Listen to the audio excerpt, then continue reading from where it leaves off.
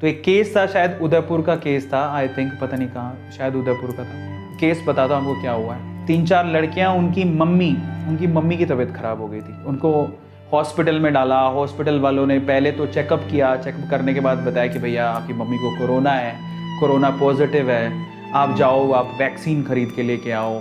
तब वैक्सीन इतनी आसानी से अवेलेबल नहीं थी। उन्हें बोला 7 डोज लगेंगी, ऐसे सुनने में आया।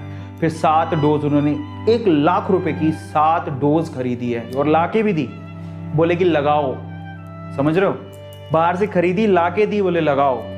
वो डॉक्टर कहते रहे कि हम लगा भी रहे हैं। और रात तक मम्मी की तबीयत ठीक भी थी, लेकिन जैसे वो सुबह आए, दोपहर तक मिलने नहीं दिया। फिर उसके बाद बोलते हैं आपकी मम्मी की डेथ हो गई है।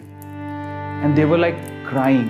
मतलब सभी, ये कैसे हो सकता है, मतलब how is this possible. So mummy की डेथ हो गई है, रात तक ठीक थे, डोजेस भी ला के दी। अब देखो, सबसे दुख की बात ये थी कि जब डेथ सर्टिफिकेट आया, डेथ की रिपोर्ट बनानी होती कि कोई क्यों मरा, रीजन, तो डेथ हुई तो कोरोना की वजह से हुई है ना, यही होना चाहिए था। उस डेथ सर्टिफिकेट पे या जो भी रिसिप्ट देते हैं उसके ऊपर लिखा हुआ था कि कोरोना नेगेटिव थी आंटी, वो उनकी मम्मी, मतलब उनको कोरोना हुआ ही नहीं। तो फिर आपने उनको एडमिट क्यों किया, और फिर कोरोना के लिए तुमने दवाइयां क्यों मंगवाई, वैक्सीन क्यों मंगवाई।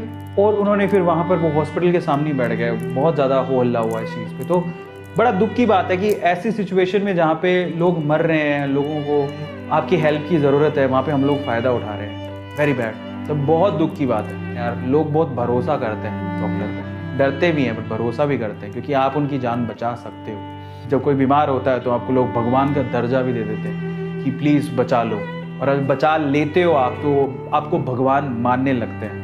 मैं आपसे कहूँगा कि लोगों की नज़रों में भगवान बनना, राक्षस नहीं।